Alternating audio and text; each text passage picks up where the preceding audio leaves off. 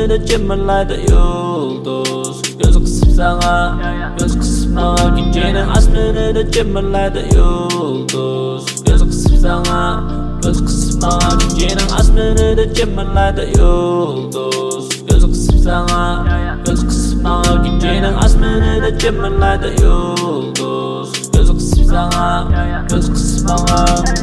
Jahnati, utos menang telukni. Yuruti, nuri menang kesutni. Izdayma, angjulalıq bersini ben. Hatırcamlıqni, sabırcamlıqni ay. Sağım gerek şu, mağım gerek şu. Aygıda soğurup çıkartırayım sikitinin gereki bu. İşteler üzülüdü, amını düzülüdü. Büyüm garip olurdu, saati çokum süzülüdü. Tonight, it's everything alright. Cause you, cause I, so it is a surprise. Birden hiç maksima, havayeli taksida. Çıkışkı akşima, kullangan erxil taktika. Gece azap kılı mensup mu? Azap özü bir məxluq bu.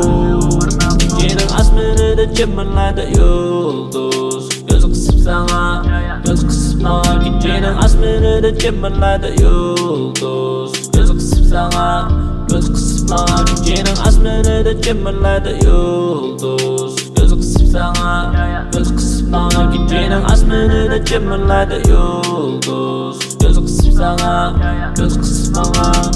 Ko'nglimni yerim qildi bu shaharning havasi. Sukutni buzayotgan mashinlarning ovozi. Manzilimda mangdim bu ko'ngilsiz kechida. Qancha odam mensiz yotdi bino uyning ichida.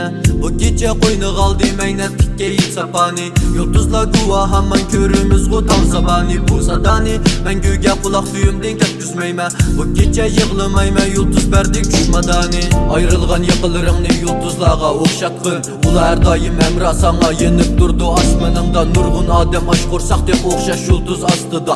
Shukr qilgin kechlik zada bir nam bo'lsa dasqinimda. Momam deydi kichikimda hamma juda yulduzlar. O'tne jahon o'xshaydi aylanayotgan gulduzga. Chimirlaydi yurakning shaklida yulduz turkumi. Menmi senmi chaqnaymiz bu ko'k osmonda bir kuni.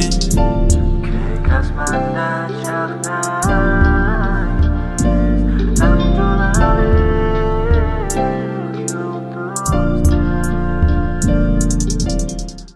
Gecenin asmını da cemallayda yıldız.